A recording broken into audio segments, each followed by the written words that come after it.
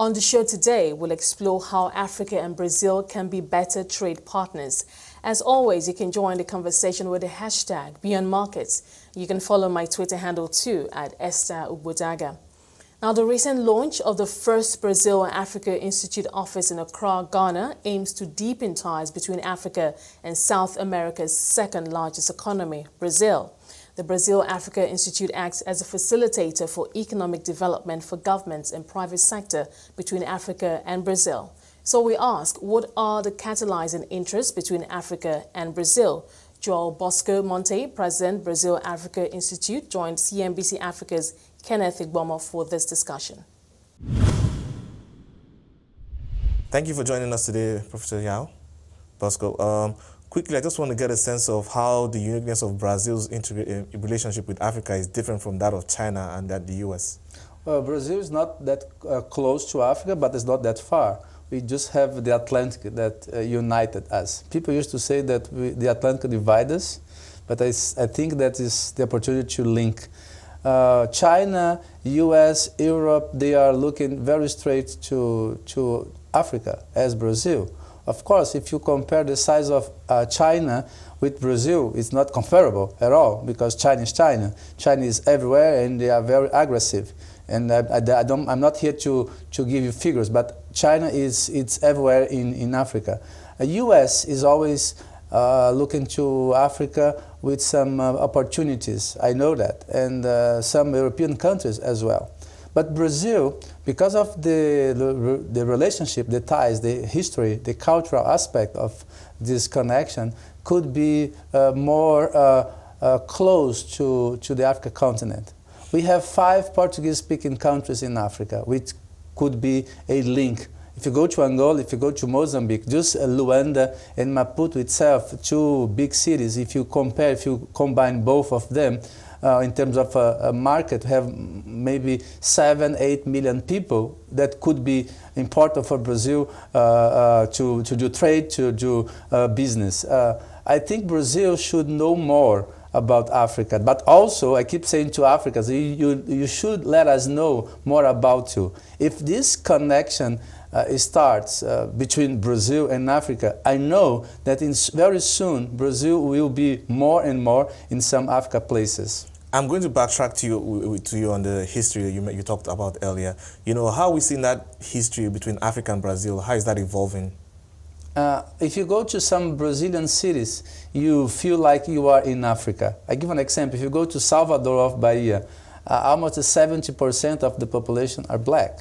So you feel like you are even here in Nigeria, right? So this is very important to link people, to unite people. I know that the root and the diaspora that we have in Brazil from some countries, from African countries, is important to link, and this could be beneficial for business. And some people do not consider it. Myself, I do consider that if we use these feelings, the hard feelings, this could be beneficial for the trade, for the business, and to operate both in Brazil and Africa. On the other way, we have some people from Africa that could come to Brazil to do business, to start to do things that Brazil cannot do. Okay, so when you look at the work of your institute, I'd like you to talk us through some of the programs of the Brazil-Africa Institute and what you plan to achieve with that going forward.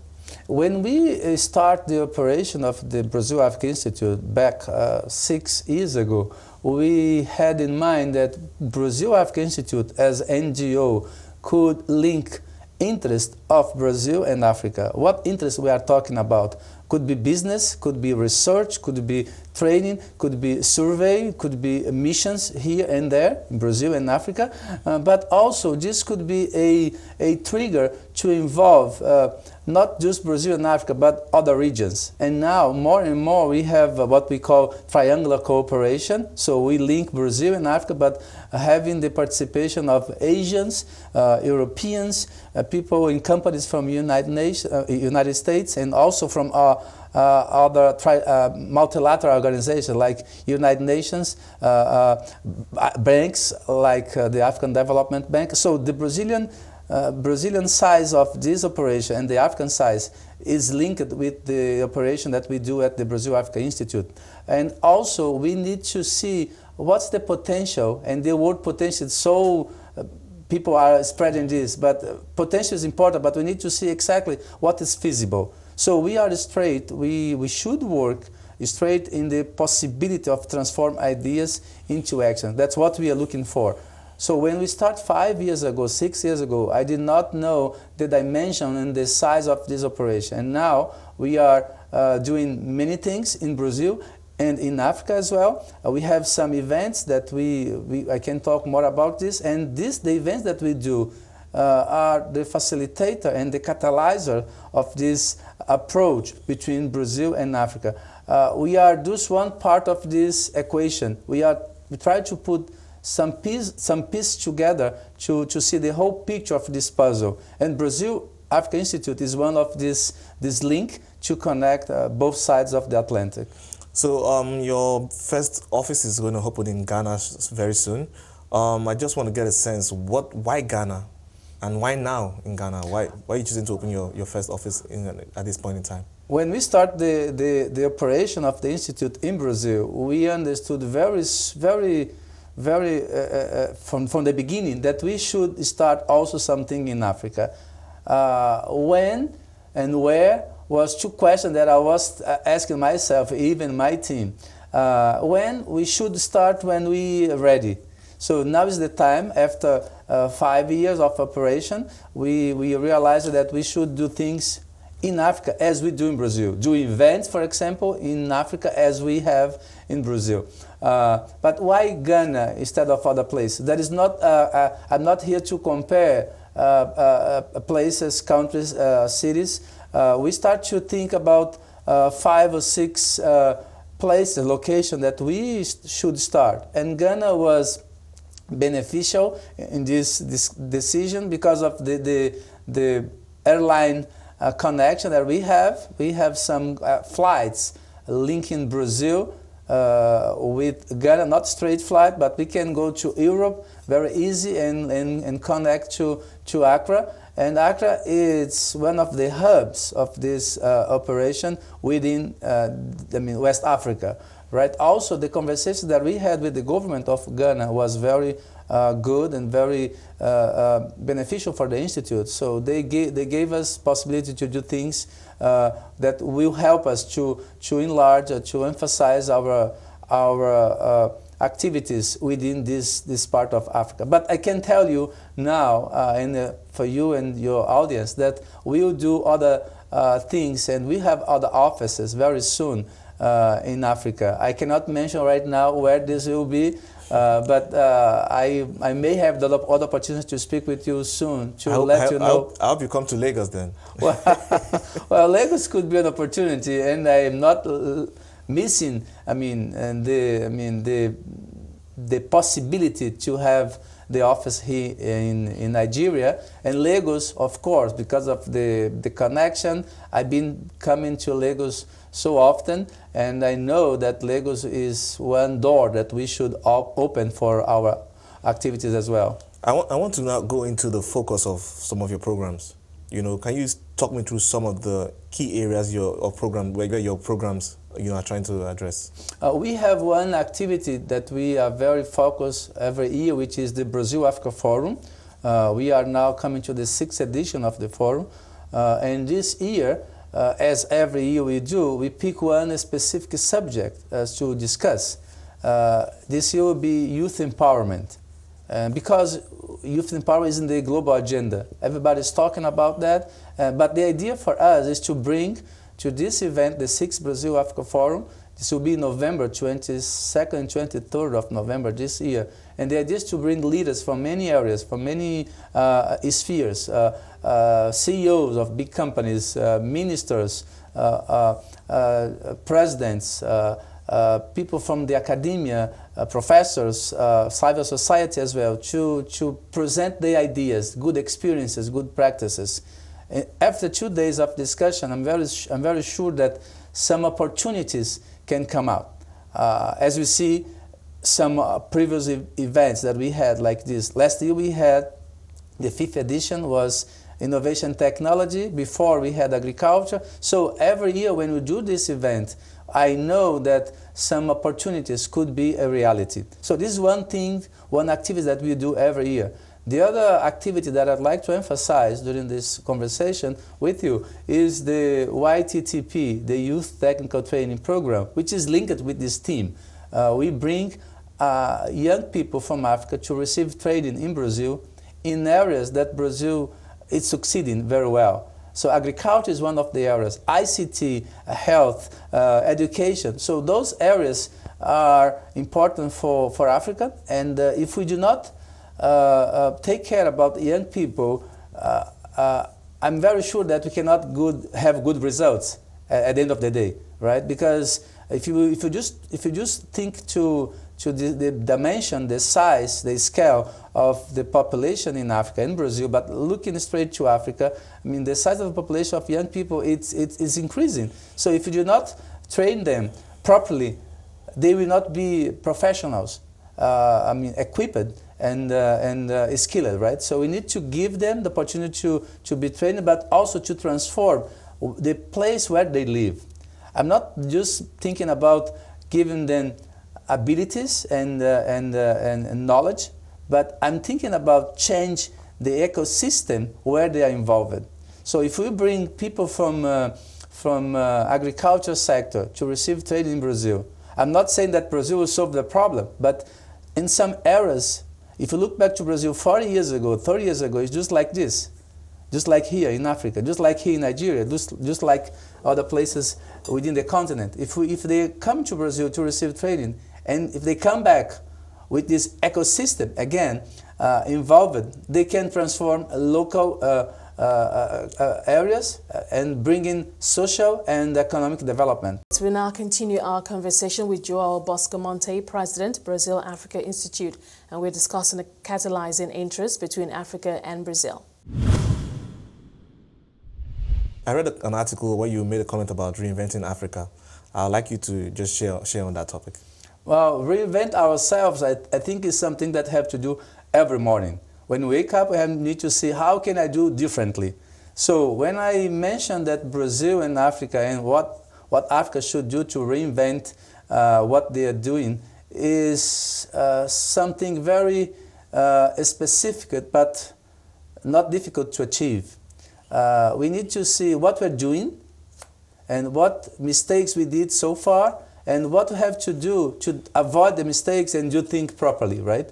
Brazil and Africa, they are close, as I said at the beginning of this conversation, but we should understand what we can bring together out of this conversation, out of this discussion. So when I mentioned this in this article that you mentioned, that we need to reinvent ourselves, we need to think differently. We cannot do the same thing all the time, because if we do not see potential, for example, I'll give an example. If you look to ICT, if we come to Africa, how many companies are doing projects for software, hardware? Not too much. How many in Brazil are doing this? Some. Why don't we combine people and companies from Brazil and Africa to see this market? It's something that it's related to reinvent ourselves, right? How can we bring Brazilian people to invest in Africa? Yes, we can bring technology, but besides technology, why don't bring in management? Okay. Because if you just bring the machine, the equipment, this won't fix the problem. We need to bring the equipment, but also need to bring people to work with the equipment. But people will also argue and say, shouldn't you have some level of some certified level of local content, especially at the C-suite stage?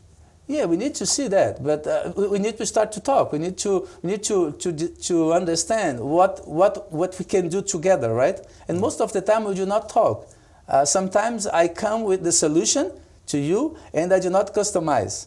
If I do not see specifically what you need and what I can offer, and also how and what I can learn from you, because it's not the way that I just teach you. I'm here to listen and to learn from you. So this is a coordinate project. So it's two ways, right? So we need to work together. So from where you sit as from the Brazil Africa Institute, what would you say are the top areas of common interest between Africa and when you look at Africa in this place, we're looking at 54 countries here with all their uniqueness. You know, what do you say is the top areas to explore common interest across the 54 countries of Africa? Well, when you say 54 countries, it's not the same thing, right? So, and I keep saying this to Brazilians. When they look to Africa, they do in a very wrong way. They think that Africa are one single place, which is not correct. So if you look to Nigeria, as we are talking about Nigeria too much, we cannot compare to Namibia, we cannot compare to South Africa, we cannot compare to Mali, because any country, it has, I mean, the specification that we need to understand. So when you look to Brazil as a big country, it's like a continent. I mean, the size of Brazil, it's almost the size of Africa in terms of dimension, and the population of Brazil, almost 200 million people, is too big. Almost the population of Nigeria, right? So if we combine Nigeria and Brazil, Brazil could be very interested to do things in Nigeria itself. And what could be the possibility of doing business between Brazil and Nigeria? Agriculture, yes. How Brazil succeed in agriculture in areas that Brazil started to work 40 years ago, could be transferred to Nigeria? Yes. If you go to Kenya in East Africa, can you do also agriculture there? Yes. So agriculture, I think, is one trigger that we have to work to start this operation in a size that we want to achieve. Scale up the production of crops in Africa. I think Brazil can help. So beyond technology, agriculture, which are the usual suspects here, you know, what other areas do you see deep collaboration between I think people used to say that agriculture is the most important activity. Yes, we can do agriculture, but your question is very precise. If you go to ICT, can we do ICT as well? Yes. I mean, if you go to the universities in Brazil, can we bring Brazilian professionals from ICT to collaborate with universities here? Yeah, so but beyond these two, agriculture and technology, are there any other green shoots we're seeing that, you know, the areas where we think can spark and bring a good, foster a good relationship between Africa and... Trade is something that we have to emphasize. I mean, trade means many things, right? Now we just have this conversation within the continent, the trade, the agreement that was signed by some countries, not all of them. Nigeria did not sign yet. South Africa is starting to escape of this as well. So Brazil can work in the trade area. And I'm talking about trade very often now with people in Brazil and Africa as well, because we can help the intra-trade. This conversation between countries in Africa is very important. I'm not African, so I cannot go deep in this subject. But I want to get your sense. So sitting as an outsider and watching the rest of Africa make this 44 countries in Africa making this level of commitment, and we're seeing Nigeria and South Africa sitting on the fence. You know, what signal does that send to you as an outsider watching this? Well, I think you guys need to do your homework, right? Need to talk among yourselves to see what's the best for you and for your neighbors. So it's not easy for me as an outsider, as you say, to give my recipe, my direction. From outside, and as a professor of international relations, I keep saying that you need to see what's the best for you and what's the best for your neighbors. You cannot do just for yourself, because if you do not consider who is around you, you cannot go very far. Okay, let me take it from this point then. So what's the level of opportunity you see in all the African countries coming together with that agreement? Well, I think when you start to dialogue, this is not the first discussion about this. I mean, if you go back like 10 years ago, 20 years ago, this starts to be a subject that they put on the table, right? Now the African Union in Kigali, they start to do something, and I think very precise and straightforward. And the African Union say, hi guys, why don't we do a very fair agreement? I think it's about time to think about trade between Africa, inter-trade. I was talking with some organizations within Africa to start at the Institute a study on the size of the trade between Africa and Brazil. And the idea when I start to dialogue with them is we can bring some experiences that Brazil achieved in the trade within South America with the Mercosur, right, with the countries related to Mercosur, and this could be beneficial for the continent. But there are some things that should be fixed. Infrastructure, again, this is not, I'm not the first one who is saying that. How can you link two countries without roads, without ports, without connectivity, right? So this is important. But one thing important about this trade is the movement of people. So if you are here in Africa, you are neighbor, if you cannot go to other places without visa, and sometimes the visa is a very sophisticated issue, should not be, should be easy, right? Without without taking out this barrier of movement of people, trade is not so easy. I can understand the trade barriers there, but I still want to backtrack a little bit and go back to your discussion about the trade between Africa and Brazil. And I want to get a sense of what you think about the trade balance, the balance of trade between Africa and Brazil. You know, how is it skewed? Yeah, Brazil is not buying too much as we should.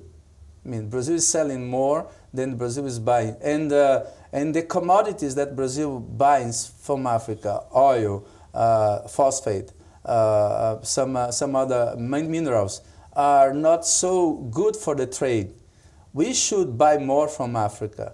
But what should we buy? So that's the other point. Africa should transform its raw material in products with more value add. To add value, right? Yeah. To value addition, I mean. Sure. So if you do not change the situation, I give an example. If you go to Ghana, or if you go to Guinea-Bissau, we buy cashew nuts. There is no transformation in the industry of cashew nuts. We buy the cashew nuts in raw material and send it to Brazil to transform the cashew from those places. Okay. So we should change this.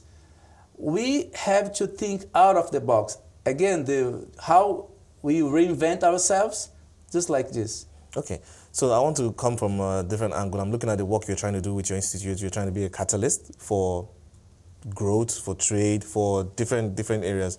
I want to know how you think the level, or what level of interaction you're having with the development finance institutions like the World Bank, the African Development Bank, and all these organizations who are also trying to, whose areas of focus are in line with what you're trying to achieve. So again, we are just one part of this equation. I'm not comparing myself with those organizations that you mentioned, the FDB, the World Bank, and others. They have their own role in this discussion, as we have our role as well. So what is our role in this discussion? Is to link Brazil and Africa, right? As our name mentioned. Yeah, I was asking specifically about how the level of interaction that your organization has with these institutions to help foster your objectives. Every year when we organize the Brazil-Africa Forum, those organizations, they are there with us. So this may answer your question. So if you go to 2016, the African Development Bank came with a very big delegation. The president of the bank addressed the open of the event. Last year we had IFAD. The president of IFAD was the keynote speaker of the forum. This year, I already spoke with some authorities from those organizations that you mentioned, and they are keen to participate in the event, but also in the other activities. The first edition of the YTTP was financed by the African Development Bank last year. So we had 28 young people from 14 countries in Africa. They came to receive training in the cassava value chain. If you go to Nigeria, for example, just come back to Nigeria again. Nigeria is the biggest producer of cassava in the world, but there is no addition, no value addition for the production. So in Brazil, it's succeeding. So the African Development Bank financed this project. So how can we work as a catalyzer in this dimension of Brazil and Africa? Yes, we do this. We have the events, we have the activities, we have the research, and those organizations multilateral organizations that are involved with us. I'm very sure that they can do by themselves the approach between Brazil and Africa. But with us, it's more easy because we are in Brazil. We are Brazilians. And now we are in Africa. We are Africans. So this is a possibility.